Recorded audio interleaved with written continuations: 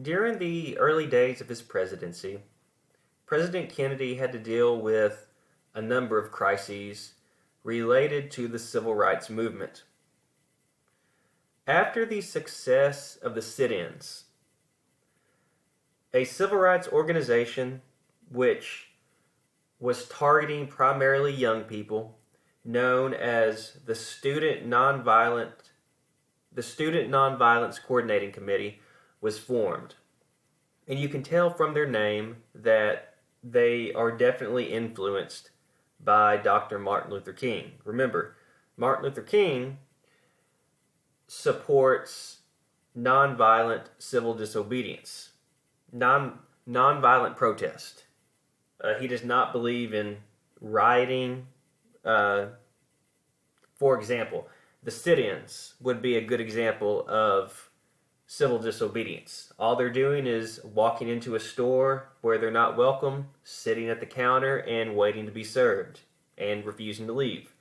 They're breaking the law, but they're not committing any kind of violence.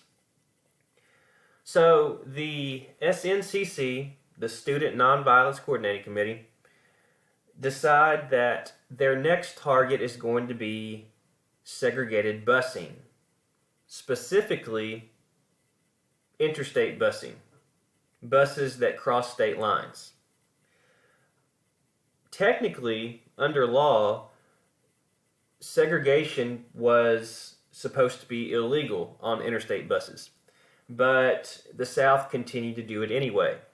Their Greyhound bus stations were segregated, and the SNCC decided that they were going to challenge this through what they referred to as freedom rides. They were going to load both black and white college students into two Greyhound buses, and they were going to ride from Washington, D.C. to New Orleans, Louisiana, straight through the American South. And this was going to be a challenge to the segregated interstate bus system. Well, they don't run into a lot of trouble until they get to Alabama. They arrived in Anniston, Alabama, and one of the buses was firebombed, which is what you see in the picture. Fortunately, nobody on the bus was killed. They were able to get off before anybody was seriously injured, but the bus was set on fire. The remaining bus continued on until they got to Birmingham, Alabama. Birmingham, Alabama was one of the most segregated cities in the South. And its commissioner of public safety was a guy named Bull Connor, who was about as racist as they come.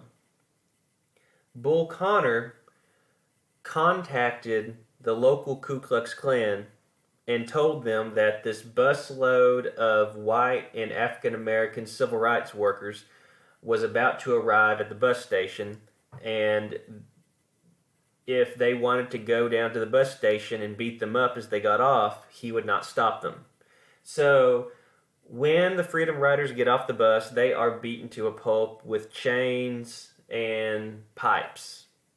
And later, Bull Connor claimed that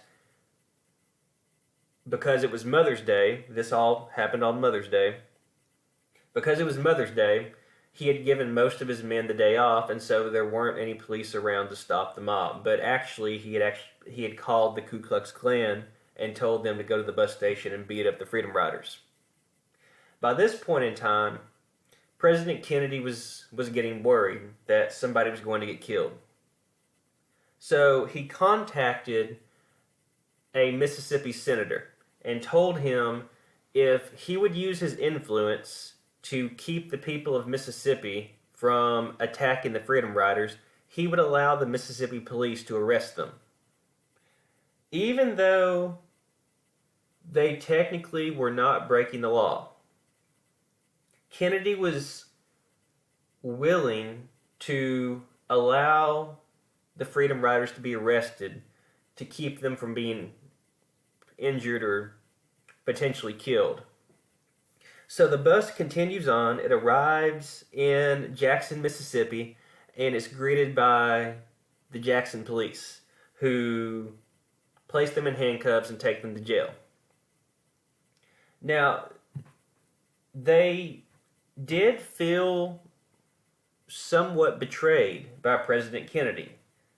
President Kennedy had helped Martin Luther King get out of jail when he was arrested for participating in a sit-in, but here he is allowing the Mississippi police to arrest them. Well, the SNCC is able to raise more money, and they continue these freedom rides. They continue sending busloads of both white and black college students through the South. And Kennedy begins to realize that, or he sees just how determined the freedom riders are. And so he agrees to put his foot down and orders the South to desegregate their bus stations. And so these college student civil rights activists have managed to convince President Kennedy to step in and provide them with assistance. Another crisis that President Kennedy was faced with was the case of James Meredith. James Meredith was an African-American Air Force veteran, and he enrolled in 1962. He enrolled in the University of Mississippi, Ole Miss. Now, he was actually the first African-American to ever be enrolled in Ole Miss. But when he arrived on campus, he was greeted by the governor, Ross Barnett, who refused to allow him to enter and officially enroll in classes.